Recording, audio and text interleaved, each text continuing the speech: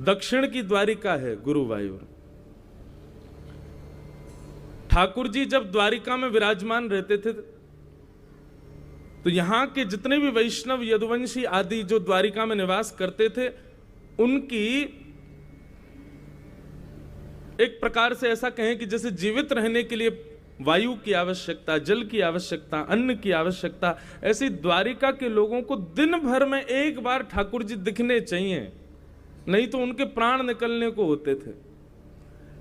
लेकिन ठाकुर जी तो इतने व्यस्त रहते, कभी कहीं गए कभी कहीं गए। अब महाभारत युद्ध के लिए जैसे ही योजना बनी और ठाकुर जी पहुंचे इंद्रप्रस्थ, तो यहां द्वारिका के लोगों की स्थिति ये हो गई कि ठाकुर जी के विरह में उनको ज्वर चढ़ता था। बहुत ध्यान से सुनिएगा, ठाकुर जी के विरह में ज्वर आता था, और वो ज्वर ऐसा होता था कि वैद्यों ने कहा कि भैया इस ज्वर की कोई औषधि नहीं है, केवल कृष्ण दर्शन, उसी से ही ये ज्वर ठीक होगा।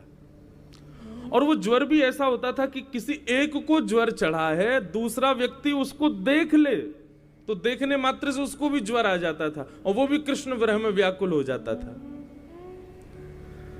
रुक्मणी जी के पास जब ये बात पहुंची तो श्री रुक्मणी जी ने ठाकुर जी को पत्र लिखा कि हे नाथ, आप द्वारिका पधारिए। द्वारिका में एक महामारी फैली है, आपके दर्शन के विरह की महामारी। यदि आप नहीं आए द्वारिका तो न जाने असंख्य वैष्णव प्राण त्याग देंगे।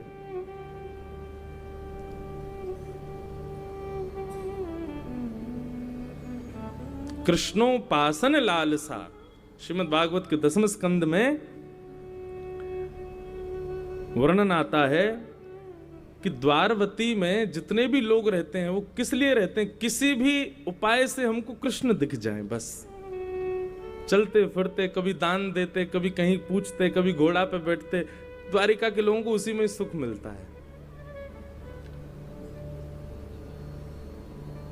रुक्मणी जी ने पत्र लिखा कि भगवान आप कृपा करो, द्वारिका के लोगों को महामारी हो गई है आपके दर्शन के विरह की, आप कृपा करो।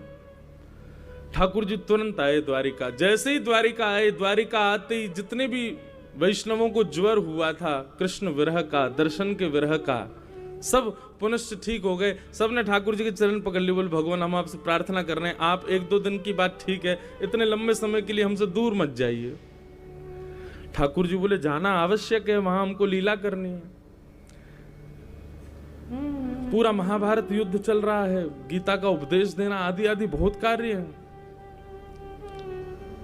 तब भगवान बोले ठीक है चलो हम एक उपाय करते हैं, और गोमती सागर तट पर विराजमान होकर के भगवान ने बालुका से अपना एक विग्रह बनाया, अपना एक स्वरूप बनाया स्वयं द्वारिकाधीश ने। और उस विग्रह को निर्माण करके ठाकुर जी ने टकटकी लगा करके विग्रह की ओर देखा, और भगवत भाव ठाकुर जी का एक अंश मानो उस विग्रह में परिवर्तित हो गया, प्रकट हो गया।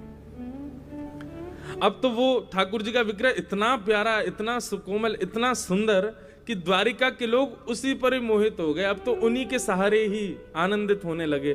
ठाकुर जी बोले अब इनका दर्शन करो, जब तक मैं ना आऊं तब तक इनके दर्शन में व्यस्त रहना। अब सब द्वारिका के लोग उन्हीं ठाकुर जी के दर्शन करते थे जिनका विग्रह ठाकुर जी ने बनाया।